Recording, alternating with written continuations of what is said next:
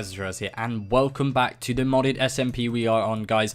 We're back, and I'm gonna go straight into the video, basically because I've already started this video. So if you guys can notice a few small changes like these things here, it's because I did actually try to record a video. Now the only problem is that the entire video was me setting up my Ender quarry, and it went really well. I actually ended up setting it up quite well, but the problem is that I ran out of lava from my lava generator, which is quite handy because every time I've gone to set up my blimmin' lava generator thing, it's just ran out of fuel, which actually really sucks. But I managed to get it going again just by filling it up with lava and just keeping it going with like the odd bits I had sort of left over here. I managed to keep it going because what the problem was is that it was outputting.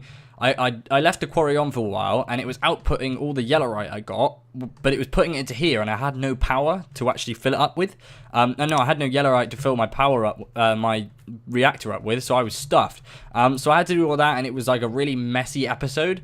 So what I thought is I'd just restart it and get it over and done with, so that it's like a better episode, because I wasn't too happy with it. So what I'm going to do is I'm going to go through and explain everything that I'm doing.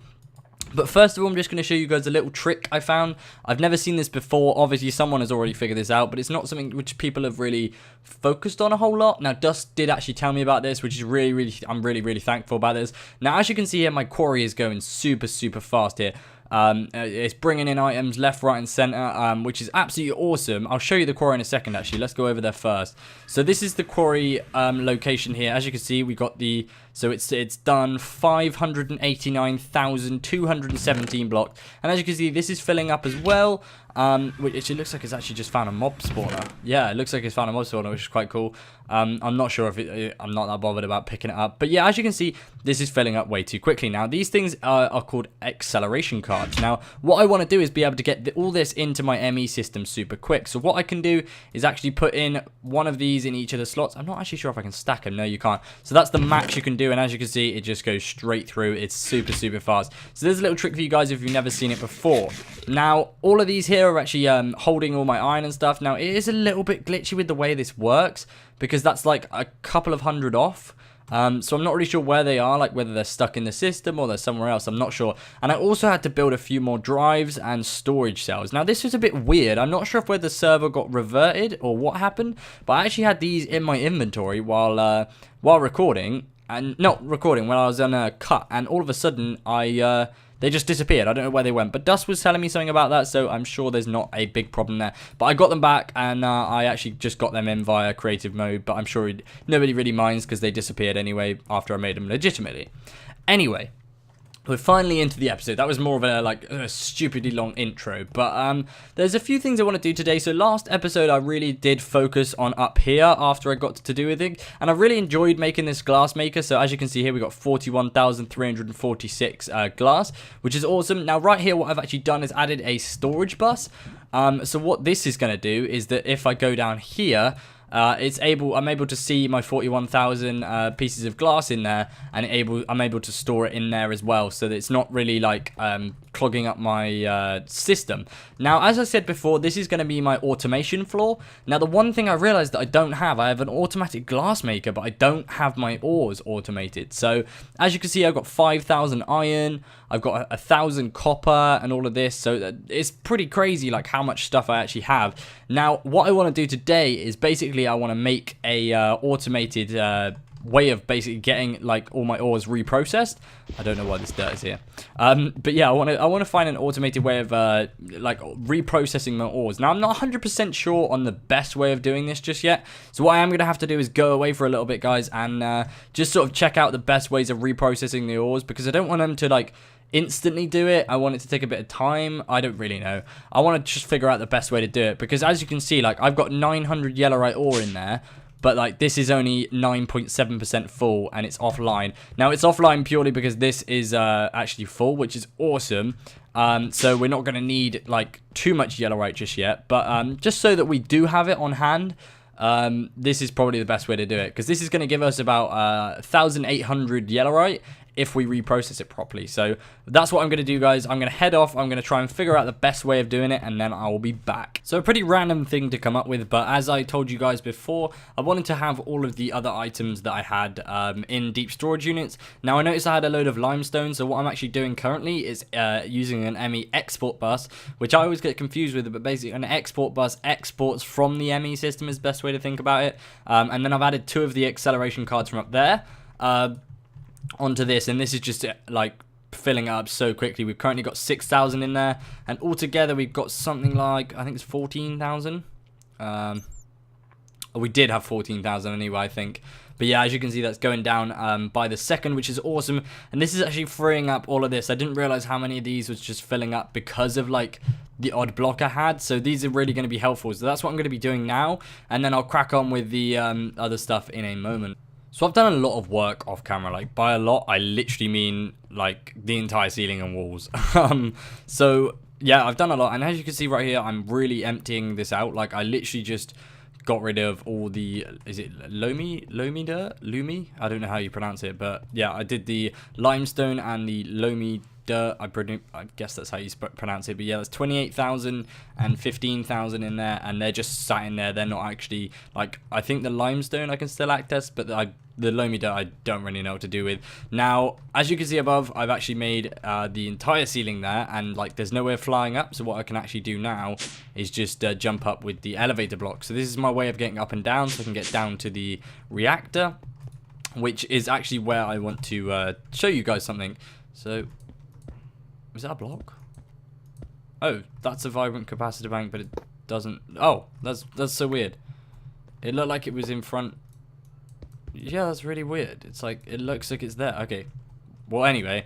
So yeah, what I'm trying to do is get as many vibrant capacitor banks as I can, and basically get them so that they're up here, so I can access them from literally just right here, rather than having to dig down like I have done just there. I literally just want to get them so they're here. And I also moved the lava generator. I moved it in the nether as well so that we can get loads more lava, but this is basically just generating. I'm not 100% sure how much this is outputting. I can't think how you do it now. Is it shift right click? I don't know. But this is outputting a couple of RF. It's not a whole lot. Let me just check if I get rid of this. So this is inputting about 1,200 RF per tick, and then this is okay. So it's outputting a good couple of hundred. So it's not going to do a whole lot, but I mean it helps. So when this does go down and I run out of yellowite, so before, like obviously I'm still on 4.3%. I haven't set up this new thing yet.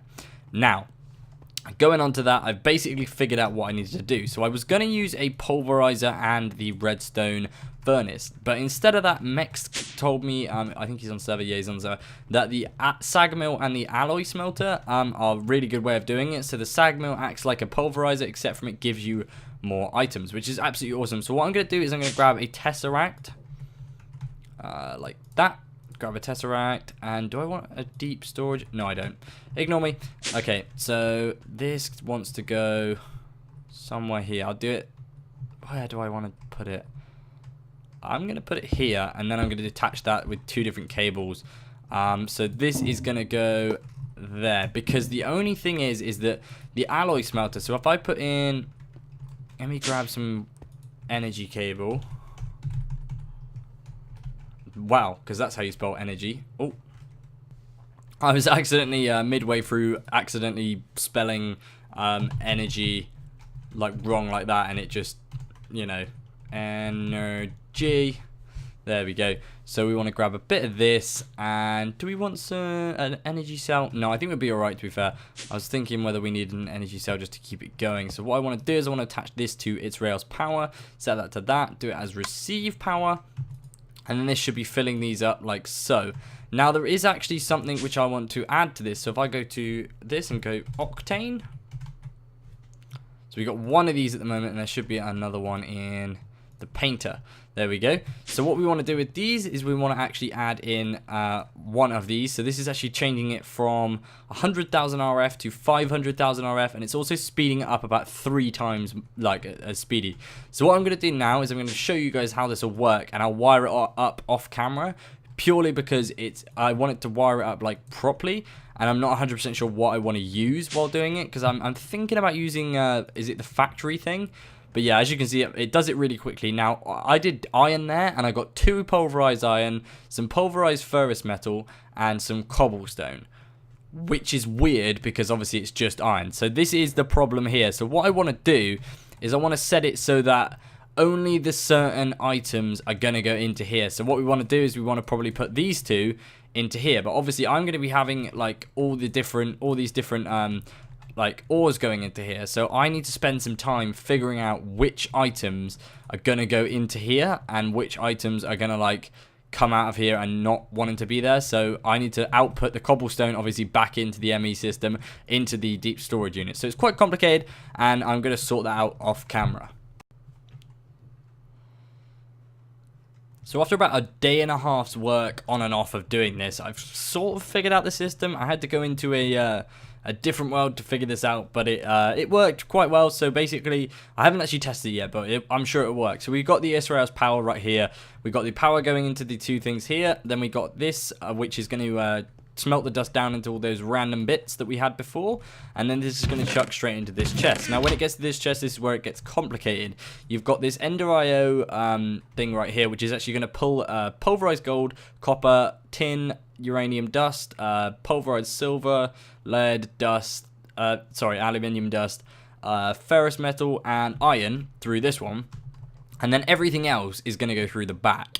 Now I haven't tested this whether it's going to pull certain things through, like it's just going to randomly pull dust through there quickly, but I'm pretty sure that this is actually quicker than that, which is good.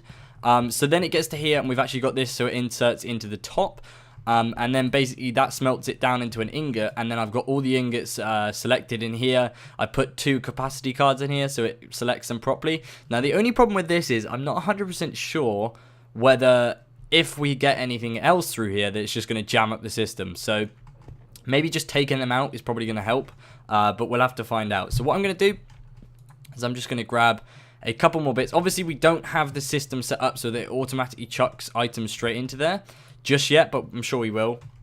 So if I do iron, so we've got 6,000 iron. I'm sure that's enough. Throw that into there. So that's not outputting just yet, because I basically just got to configure the IO. So right here, we just need to set that to that, so that it pulls out of there. That goes into there, and then that's pulling out that into there. So let me check how much iron dust we have. So we've got 11 right now, so I'll check in a moment what it has. But obviously this is outputting quite well. This is outputting straight into this system here, and it's working really, really well. So yeah, this is pretty cool, but let's just check in a few moments, because we did 32 there. Go back into here, do iron dust. We've still got 11. This is good. I mean, there still is a chance that it's going to pull out what we don't want, but I mean, not really, to be fair. So I'm going to keep working on this for a while, and then hopefully it will work.